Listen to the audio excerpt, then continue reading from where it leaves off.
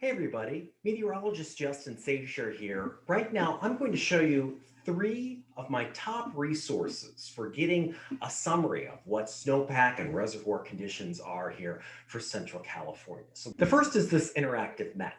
Natural Resources Conservation Service, National Water and Climate Center map. It combines observations from a number of sources and allows you to compare to averages per past years, and this is what I use to get a quick summary of what snowpack conditions are like after, say, another storm system comes through. So right now, what we're looking at on the right-hand side here is a selection that I can click snow water equivalent. So sometimes snow is thicker in some areas than it is in other. It has more water in it. So we want to know what the water equivalent is, because that's what we want as it melts and fills reservoirs as it moves downstream. One interesting thing about that is that when water is melting from snow, is that it's often measured by weight and not by height, because the weight, you can get a better idea of the mass of the water in the snow. So on the right-hand side here, I'm looking for percent of point of reference average, because that point of records, period of records, this basically goes back to all the validated records from each observation site that you see as indicated by these little dots up and down the mountain. So these include, well, there's a list of them here. SNOTEL, SCAN, Snowlight. Some of those aren't in our area, but there are a number maintained either by government agencies, parks, or of course, SNOTEL networks and USDA. And I am going to switch this to a subregion.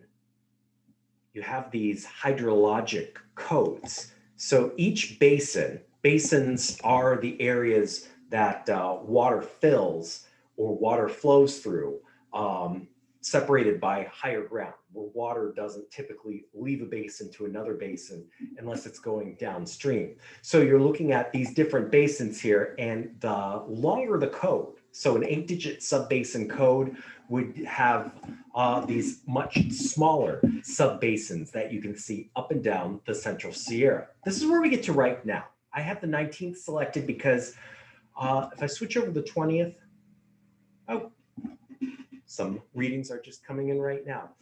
You can see that giant forest has come available, and I want to see what's going on here at Giant Forest.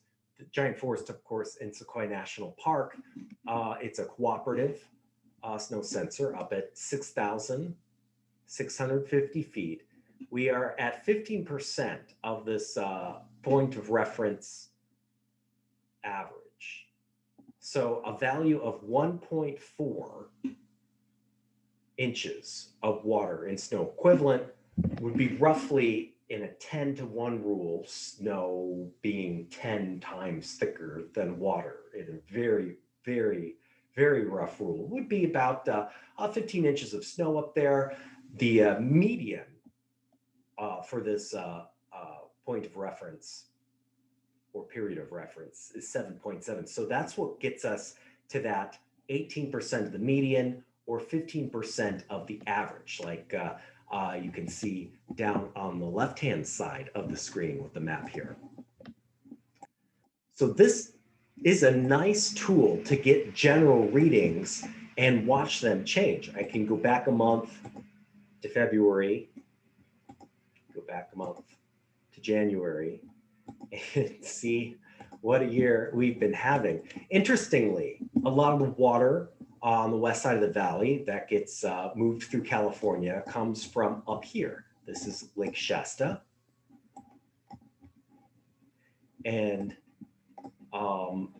interestingly, you get to the Oregon border, and this is what you see with the larger basins, is that things are well above average. We've got a La Nina year this year. So it is not typically a wet one for us, but it is certainly wetter up in Oregon and Washington, where you're looking at these 125, 150% of average colors in the different subbasins here. So this is the first one. I'll put this link in the story below. Let's go to the next one. This is a state resource site. It's the California Department of Water Resources California Data Exchange Center. And you can get all sorts of stuff from here.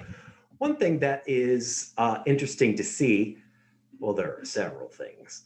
I thought I would show you the Snowpack water content graphs. So this is interesting. It shows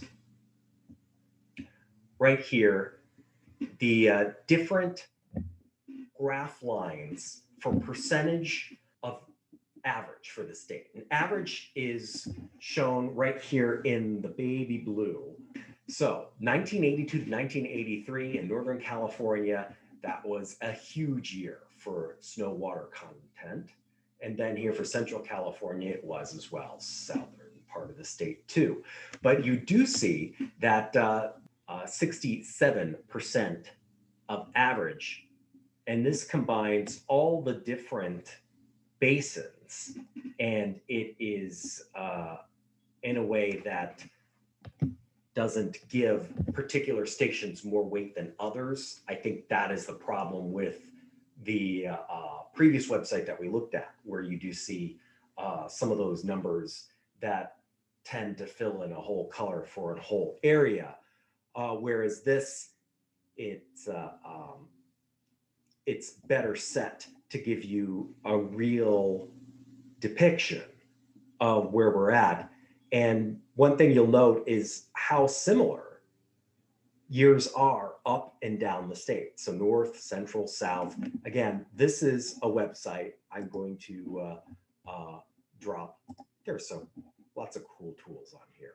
This is the place I go when I'm looking for information on river flooding. But you could also get this Department of Water Resources reservoir conditions PDF.